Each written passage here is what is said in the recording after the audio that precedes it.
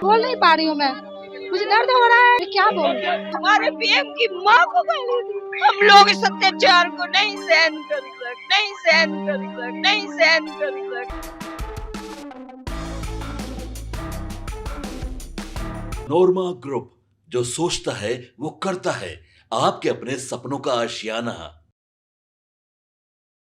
नमस्कार, भारत लाइव ही देख रहे हैं आप, और हमारे साथ भले ही सफ़ेद बाल पूरे नहीं हों, लेकिन हम दोनों उस उम्र के दहलीज पे हैं जहां लोग कहते हैं सठिया गए हैं, लेकिन हम सठियाए नहीं हैं। हम 60 के ठाठ वाले हैं और आज से हम 60 के ठाठ दिखाने वाले हैं। रोज एट 8 बजे हम आपके सामने आएंगे और उन सभी बातों को आपको याद दिलाएंगे। उन लोगों के लिए खास होगा जो हमारी उम्र के हैं, या फिर जिन लोगों को हमारी उम्र का अनुभव नहीं है। वो बच्चे जो ये जानना चाहते हैं कि जब हमने होश संभाला था तो हमने क्या देखा था, हमने राजनीति में क्या देखा, हमने बदलते हुए क्या देखा, हम किस माहौल से गुजरे हैं। जब कांडा के कलम से लिखते थे हम लोग, सरखंडा के कलम से दवात लेकर के जाते थे और एक दूसरे के शर्ट पर छींट करके ये एहसास कराते थे कि हम कितने बड़े पढ़ाकू हैं। पानी में टिकिया डाल करके दवात में और स्याही बनाते थे और नरकट और सरकंडा के कलम से हस्तलेखन होता था। विद्या कसम याद तो होगा, विद्या कसम। उस समय विद्या कसम ये सबसे बड़ी कसम होती थी। आज उसी कसम से हम लोग शुरू कर रहे हैं।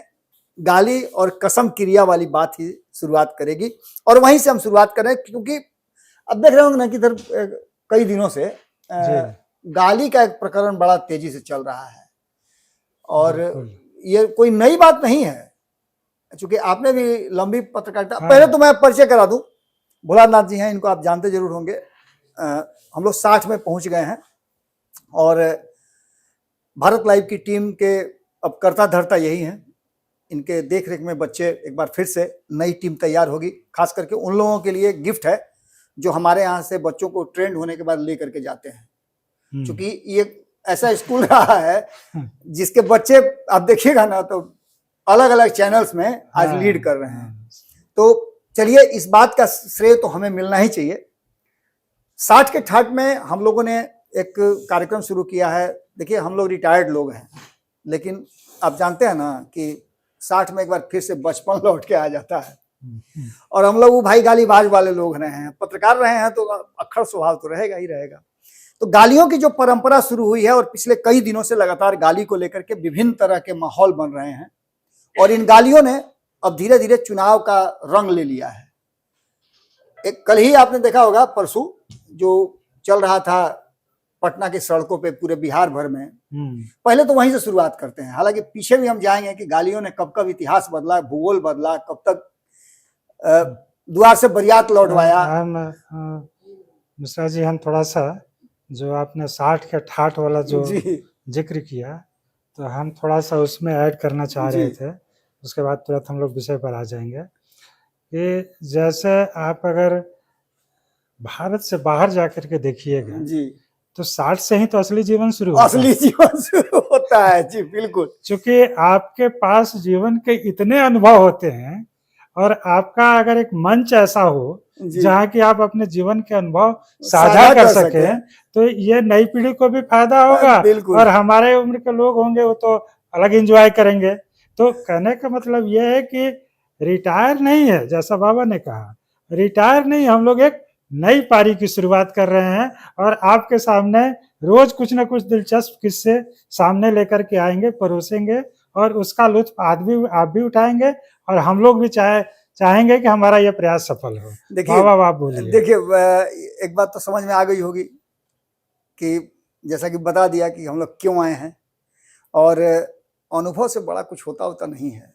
ये ऐसा चीज है ना जो किसी को गिफ्ट में आप नहीं दे सकते हैं, आप ले सकते हैं। हम चाह कर भी आपको दे नहीं सकते, लेने वाले की उत्सुकता होनी चाहिए और उस उत्सुकता को हम लोग जगाने की भी कोशिश करेंगे। देखिए, बचपन लौटता है, मैंने पहले ही कह दिया था, और वो सभी चीजें हमें याद आ रही हैं। तो सबसे पहले हम शुरुआत करते हैं कि गालियों की ये परंपरा पिछले 11 सालों में क्या रही है। हालांकि उससे पहले भी गालियों की परंपरा रही है।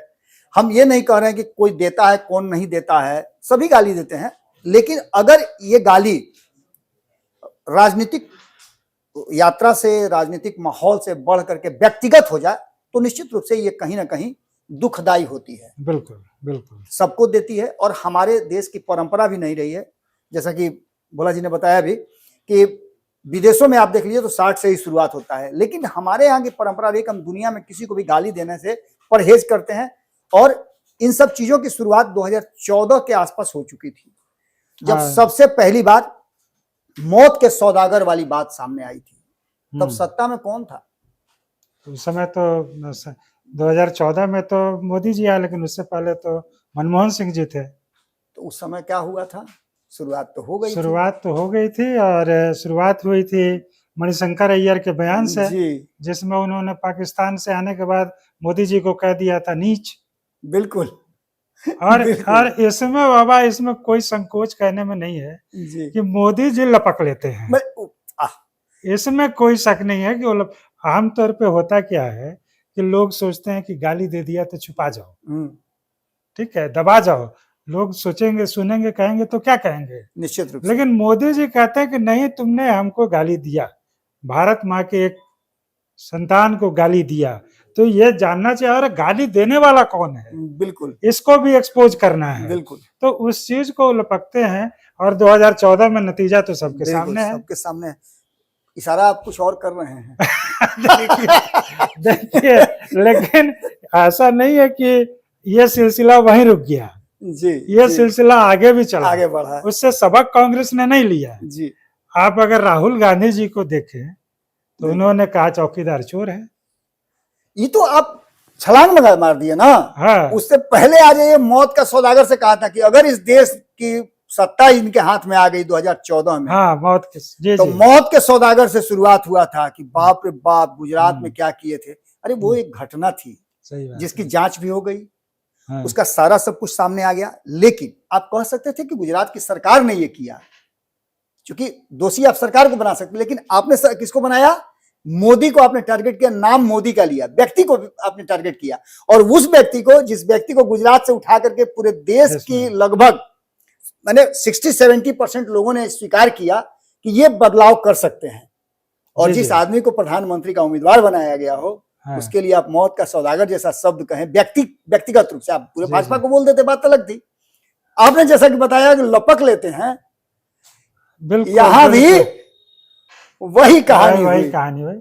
और यहाँ पर थोड़ा सा ये भी गौर कीजिए कि अगर मणिशंकर अय्यर ने एक बार नीच कहा जी और उसका परिणाम सबके सामने रहा, बिल्कुल। तो इस बार कांग्रेस की सर्वोच्च नेता सोनिया गांधी ने इनको खून इनको का सौदा कहा था, खून का मौत का सौदागर सौदागर कहा। कहा था। बिल्कुल बिल्कुल। तो कहने का मतलब यह है कि आप इतिहास को भूल जा रहे हैं कि हमने एक बार क्या किया और क्या नतीजा आया, और फिर आपने वही इतिहास दोहरा दिया। तीसरी गलती भी आपने दोहरा दिया। फिर जैसे ही प्रधानमंत्री बने नरेंद्र मोदी, उनको लगा कि इस देश में कुछ परिवर्तन की जरूरत है।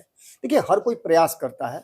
नरेंद्र मोदी ने भी एक प्रयास किया कि भाई इस देश की आर्थिक स्थिति को बेहतर किया जाए।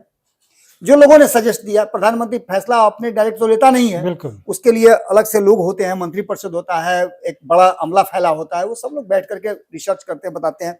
नरेंद्र मोदी को किसी ने कहा कि नोटबंदी कर दीजिए, उन्होंने नोटबंदी कर दिया, और नोटबंदी करने के बाद उन पर सीधा आरोप लगाया गया कि देश बर्बाद करने वाला होगा। ये तीसरी गलती थी। इसका इम्पैक्ट क्या हुआ? आपने जब 2016 में ये बात कही तो बिल्कुल, तो वहां से नीतीश कुमार, अब इसी बिहार की बात कर लीजिए ना, 16 में आपने कहा, ये चल ही रहा था, नीतीश कुमार ने सपोर्ट तब किया था, याद होगा आपको। बिल्कुल बिल्कुल, उन्होंने कहा था कि नहीं, नोटबंदी तो अच्छी बात हुई है। अच्छी बात हुई है। और उसके बाद क्या हुआ बिहार में? 2017 में सत्ता परिवर्तन। मतलब एक झटका आपको और लग गया। जेल जाने वाला एक शब्द ये भी आया था जब लोगों ने कहा था कि जेल जाने वाला है। ये वो लोग हैं जो जेल से घूम करके आए हैं। बहुत सारी ऐसी बातें, बहुत सारे नेता हैं बिल्कुल जेल गए हैं, जेल से आए हैं। वो तो एक मौका आया जिस मौके को कहीं ना कहीं बिल्कुल। अब इसी को आप देख लीजिए ना, जेल की बात आप कर रहे हैं और अभी अभी जो एक कानून आया है इसी से जुड़ा हुआ है ना। हाँ बिल्कुल। जिसमें 30 दिन यदि आप जेल में रहते हैं तो आपको स्वतः चाहिए कि आप इस्तीफा दे दीजिए अपने पद से, नहीं दीजिएगा 31 दिन के बाद राष्ट्रपति के यहाँ चला जाएगा। हाँ। अब इसको लेकर के देखिए कितना बवाला मचा हुआ है।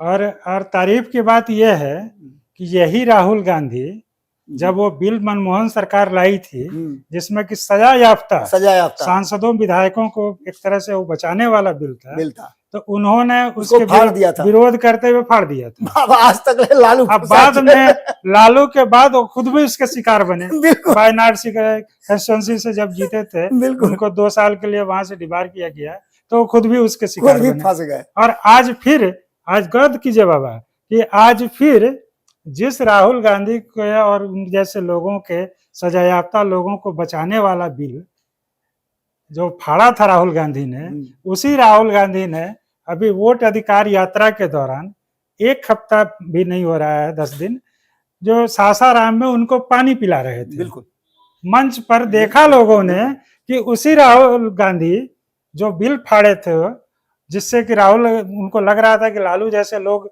बच जाएंगे, बिल्कुल, तो उसी राहुल गांधी ने लालू यादव को पानी पिलाया। देखिए अब इसमें ये भी तो कह सकते हैं तब बच्चा थे उनको पप्पू भी तो कहा जाता था। ये चीजें बदली। पप्पू तो ठीक है, लेकिन ये भी तो कह सकते हैं कि उस समय वो वाकई ईमानदार थे। हो सकता है। और अब परिस्थिति बदल गई हो, राजनीतिक समझौते उनको करने पड़ रहे हैं। निश्चित रूप से राजनीतिक समझौते तो मैं थोड़ा सा आपको बता दूं कि कर्पूरी ठाकुर जी जब दोबारा मुख्यमंत्री बने थे 71 के बाद, 77 में जब बने थे, 77 से 79 तक वो फिर मुख्यमंत्री रहे थे, तो उस दौरान वो आरक्षण बिल लाए थे। हाँ। जिसका कि समाज का एक बड़ा वर्ग जो है बहुत विरोध किया था। बहुत छाट करके लाए हैं आप। और आपको मतलब अब क्या कहना है, उस दौर के लोग होंगे और नई पीढ़ी को भी ये थोड़ा सा पता चलना चाहिए माँ की चर्चा क्या गाली आई थी, आरक्षण, ये आरक्षण कहाँ से आई कर्पूरी की, बस अब उसे आगे नहीं करना है। अब सिंपल सी बात समझ लीजिए। और उसी कर्पूरी ठाकुर को जिनको आपने गाली दिया, जब भारत रत्न मिला तो आपके पास उनको अप्रिशिएट करने का भी नहीं था। कम से कम भाजपा को अप्रिशिएट करना चाहिए था, मोदी को अप्रिशिएट करना चाहिए था कि जिस कर्पूरी ठाकुर के लिए ऐसे शब्दों का प्रयोग किया गया, उस कर्पूरी ठाकुर को उनके काम के बदले, उनके विजन के बदले उनको भारत रत्न दिया गया। ये बहुत बड़ी बात है। ये बातें तो होती रही हैं और अक्सर गालियों का ये परंपरा रहा है। इसके बाद आपने देखा होगा कि जब कर्नाटक में चुनाव चल रहा था, हरियाणा में चुनाव चल रहा था, तब भी कई तरह की गालियों का बात आई थी। यहाँ तक कि व्यक्तिगत हमले भी किए, सूट बूट पहनता है तो ये करता है वो करता है। यहाँ से बात होकर के आई, एक बार इसी तरह से माँ की गाली दी गई थी, जो कर्पूरी ठाकुर की चर्चा आपने की। फिर एक बार वैसे ही मंच से उन्हीं लोगों के द्वारा, उन्हीं लोगों के द्वारा का मतलब है, निश्चित रूप से उन्हीं लोगों के द्वारा का मतलब है कि ये वही लोग हैं जो कर्पूरी ठाकुर को भी दिए थे गाली, और यही वो लोग हैं जो नरेंद्र मोदी की, मतलब समझिए कि जो मां नहीं है, जीवित नहीं है, उनके लिए इस तरह के गाली का प्रयोग किया। इससे पहले आपको याद होगा 2024 में भी एक गाली का प्रयोग किया गया था।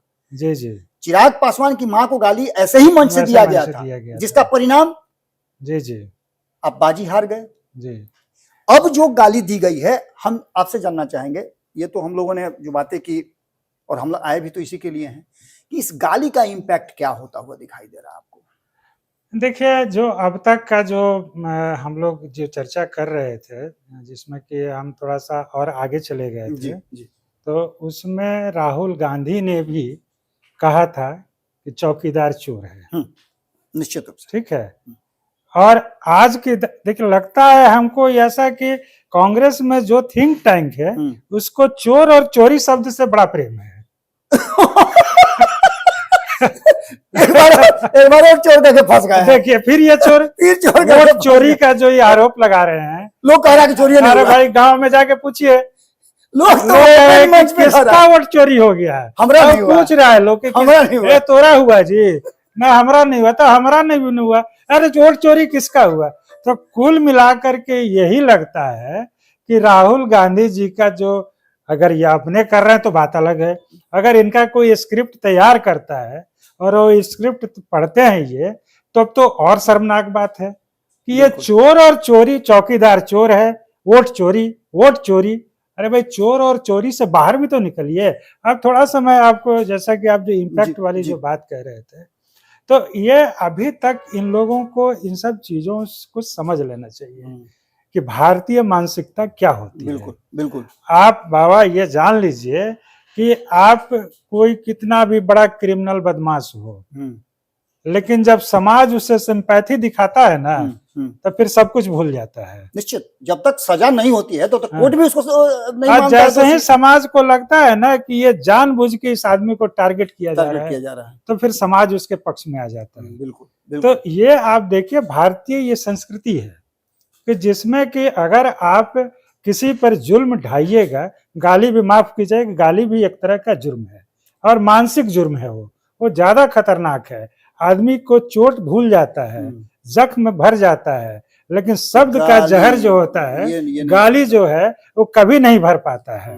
तो ये चीज कांग्रेस को पता नहीं कब यह मतलब, अब जैसे मान लीजिए कि लालू यादव को देखिए, कांग्रेस के एक बड़े अच्छा प्रवक्ता थे, ये प्रभारी थे, भक्त चरण दास जी। उनको एक लाइन उन्होंने कहा, एक वर्ड, और एक ही वर्ड से वही एक वर्ड इतना पॉपुलर हुआ कि आज तक बेचारे का, मतलब अब हम क्या कहें, बकचोनहर दास। एक और शब्द उनके बारे में बहुत कहा जाता है, भूरा बाल वाला। हाँ, भूरा बाल का तो भाई, अब देखिए, भूरा बाल तो लालू यादव जी ने जो एक बार कभी मंच से कहा था, और उसका जब असर दिखा उनको चुनाव में, तो वो फिर उसको पैचअप करने में लगे हुए थे। दो बातें इस बार हुई हैं। 15 दिन का जो राहुल गांधी का जो यात्रा था, कहा जा रहा था कि इसका इम्पैक्ट पड़ेगा, वो लोगों तक पहुंच पाएंगे, और वास्तव में लोगों तक पहुंच भी रहे थे। लेकिन इन तीन कारणों ने, इनफैक्ट, एक तो उनका मुद्दा चयन गलत हो गया, वोट चोरी हुई नहीं है। हाँ, भले ही वो उन्होंने मृत लोगों को अपने पास बुला करके चाय जरूर पिला दिया हो, वो भी एक अलग, उसके भी जांच चलेंगे, तो क्या होगा क्या नहीं होगा, कितना सच है कितना झूठ है, वो भी अलग बात, तो जांच निश्चित रूप से। लेकिन एक तरफ जहां ये वोट चोरी वाला बात था, ये पूरी तरह से फ्लॉप रहा। क्या आप इसको मानते हैं? बिल्कुल बिल्कुल। देखिए, दूसरा, जो उसी मंच से, उसी तरह के मंच से ये कहा गया, भूरा बाल साफ करो, फिर से एक बार रिपीट किया गया। इनके मंगनीलाल मंडल जो नए प्रदेश अध्यक्ष बने हैं, वो, मतलब हम वही तो कह रहे थे कि जिस चीज को पैचअप करने में लालू यादव जी लगे हुए पूरा जीवन उनका लग गया, और तेजस्वी यादव को ये कहना पड़ा कि ये A to Z पार्टी है, मैंने बुताई लग फिर से भगा देंगे इसको फिर। और वही हाल जो आप राहुल जी के बारे में कह रहे कि इनका 17 दिन की जो यात्रा जो थी, वो बड़ा अच्छा चल रहा था। अगर ये चीज, गाली वाला एपिसोड हटा दीजिए, तो भोजपुरी में कहावत है ना कि पूरा खीरा खा के या भेटी तित के। हाँ, सही बात। तो पूरा यात्रा जो है उनको गाली के हवाले होम हो गया, खत्म हो गया पूरा। आपके नजर में इसका इम्पैक्ट क्या होगा? जो सर्वे रिपोर्ट आ रहे थे, जिस सर्वे रिपोर्ट को लेकर के ये कहा जाता है कि कांटे की टक्कर होगी, क्या लगता है कि ये जो परिस्थितियां बनी है उसमें पलड़ा थोड़ा सा ऊपर नीचे हुआ है क्या? देखिए, ये राहुल की यात्रा का जो है, उसके इम्पैक्ट पर तो हम लोग एक अलग से बातचीत कर सकते हैं विस्तार से, कि उनके यात्रा का इम्पैक्ट भाजपा पर कम और महागठबंधन की राजनीति पर ज्यादा असर डालने वाला है। लेकिन अगर इस एपिसोड को आपके बरक्स अगर आप चीजों को का आकलन करें कि जो परिस्थितियां, जो माहौल बना, तो उसमें हम लोग ये बात भी कर रहे हैं कि भारतीय जनमानस गाली को बर्दाश्त स्वीकार नहीं करता। मतलब पीठ पे मार दीजिए तो बर्दाश्त कर लेगा, लेकिन आप उसको जान से मार दीजिए बर्दाश्त कर लेता, आप उसको घायल कर दीजिए बर्दाश्त, लेकिन गाली बर्दाश्त नहीं करता है। तो उस गाली की वजह से कहीं ना कहीं महागठबंधन का भाजपा सत्ता में आ गई थी। हाँ, तो पहले भी इतिहास रहा है कि भाजपा, गालियों ने बदला स्वरूप भाजपा सत्ता की राह आसान कर दी, सुगम कर दी। तो इस बार भी जो इशू है, और उसमें भी अगर ऐसे वैसे किसी के बारे में नहीं, प्रधानमंत्री जी की माँ के बारे में, जो माँ अभी है नहीं, जो का राजनीति से कोई लेना देना वास्ता नहीं था, और उनके बारे में इस तरह से शब्द कहना, खास बात यह है कि आज तक राहुल गांधी ने भूल से भी उस घटना की निंदा नहीं की। अच्छा, कहीं ऐसा तो नहीं कि राहुल गांधी को जो उनका कद बढ़ रहा था, हम लोग को भी लग रहा था कि कहीं ऐसा नहीं कि राहुल गांधी एज ले लें, 2024 के चुनाव से पहले थोड़ा सा इम्पैक्ट बढ़ा था, इम्पैक्ट बढ़ा तभी तो सीटों की कमी हो गई भाजपा की और एनडीए की। जी ऐसा लग रहा था कि बिहार में भी कुछ करेंगे, अभी एक सर्वे आया था उसमें भी दिखाया गया था कि नरेंद्र मोदी ज्यादा पॉपुलर हैं। तो कहीं ऐसा तो नहीं कि एक साजिश के तहत अपने ही लोगों ने राहुल गांधी का कद कम करने के लिए ये प्लान रच करके इस तरह का करवाया हो? देखिए, अभी ये बात, अब तो इस मामले में एफआईआर भी दर्ज हो गया है, पुलिस जांच भी कर रही है मामला पूरी तरह से क्या था। लेकिन इस बीच एक खबर जो कि बिहार के एक प्रोमिनेंट अखबार में छपी कि ये गाली अनायास नहीं थी, प्लांटेड थी, ये गाली सायास थी, प्लांटेड थी। और इस गाली का बाकायदा रिहर्सल हुआ था, ये एक अखबार में मैं पढ़ रहा था। जैसे तेलंगाना वाला हुआ था कि बिहारियों को मार मार के भगा रहा है। हाँ, तो वैसे ही ये इसका बाकायदा एक स्क्रिप्टेड गाली थी, इसके रिहर्सल हुआ था और इस रिहर्सल के बाद उसको सरंजाम दिया गया। तो ये अगर जांच, मैं ये नहीं दावा कर रहा हूँ कि सही है खबर या गलत है, खबरों में लेकिन खबरों में ये बात है, पुलिस जांच कर रही है, उसकी जांच में चीजें स्पष्ट हो जाएंगी। लेकिन अगर ऐसा है तो आप सोचिए कि अगर आप जो है इतना बड़ा महागठबंधन चला रहे हैं, इतने राष्ट्रीय दल है कांग्रेस, बिहार की जो है बड़ी पार्टी राजद है, भाई अभी तो सेकंड लार्जेस्ट पार्टी वही है, वो भी अभी, नहीं तो एक समय सबसे बड़ी पार्टी वही थी, सबसे बड़ी पार्टी थी। तो उसके नेता जो है उसके सियासत के एंगल पर तो गौर कर रहे हैं, लेकिन ये कोई नहीं कह रहा है कि भाई जो दिया वो गलत था, ये सही था। यही गलती उन लोग से 2024 में भी हुई थी, किसी ने डिफेंड नहीं किया। देखिए, अब इसका जो है और एक दूसरा पक्ष देखिए, अब ये लोग ये तर्क के साथ आते हैं, जैसे कहावत है ना कि किसी ने कहा कि तुम चोर हो, तो उसने कहा कि नहीं, तुम तो हमसे बड़े भी चोर हो। ये नहीं मानता कि हम चोर हैं या नहीं है, वो कहता है कि तुम तो हमसे बड़े हो, मतलब हम दोनों चोर। तो ये बात एक हम देख रहे हैं, बड़ा गौर कर रहे थे हम कि भाई अगर मान लीजिए कि भाजपा के मतलब देश के प्रधानमंत्री को गाली दी गई, यही नहीं पिछले उदाहरणों को चलते, और लोग कहते हैं कि कांग्रेस के भी नेताओं को गाली दी गई, सोनिया गांधी को इटली की गुड़िया कह दिया गया, और पता नहीं क्या क्या, कहाँ डांस करना और क्या क्या बार वाला क्या क्या जिक्र आया।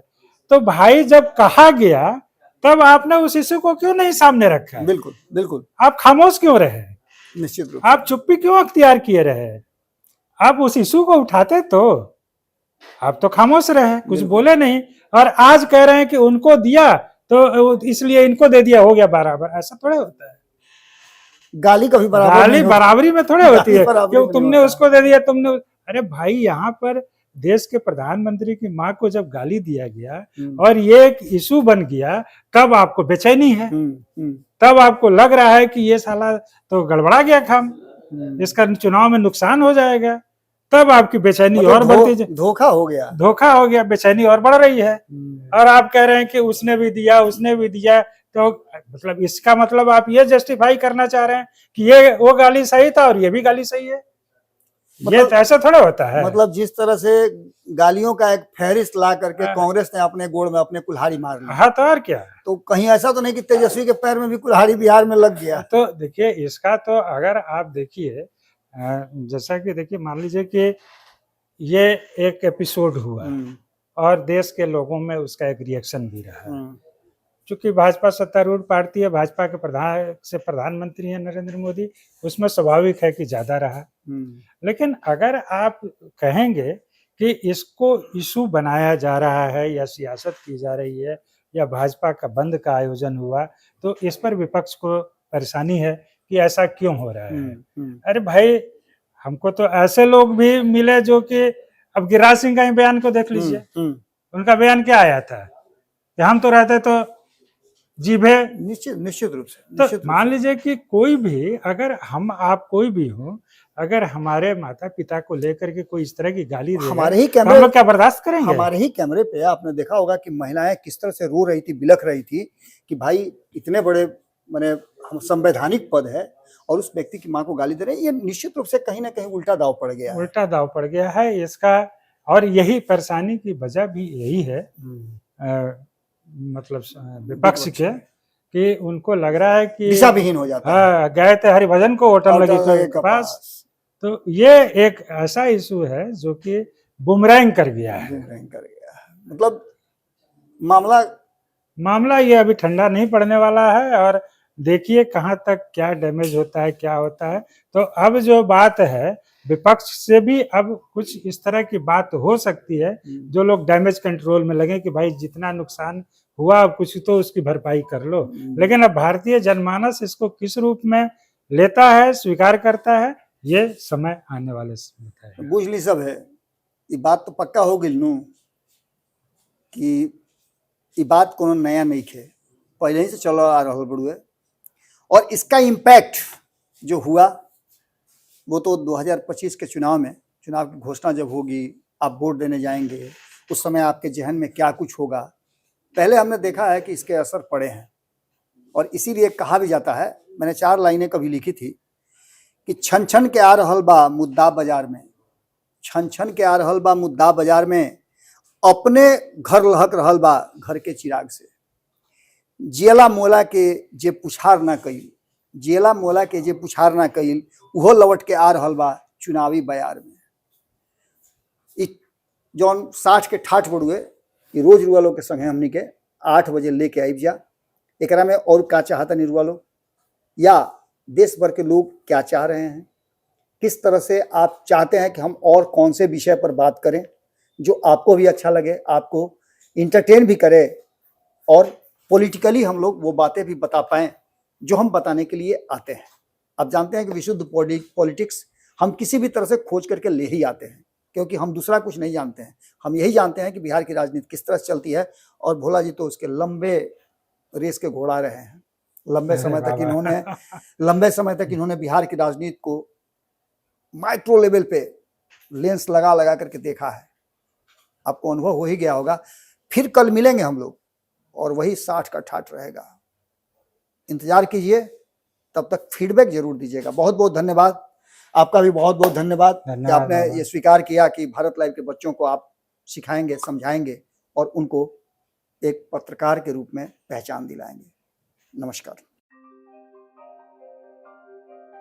आपके सपनों को हमने सजाया है, ई होम्स पैनोरामा को हमने बनाया है। ई होम्स मेरा एक सपना था जिसपे मैं पिछले 4 साल से काम कर रहा था।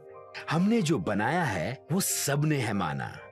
ई होम्स पैनोरामा में हो आपका भी आशियाना।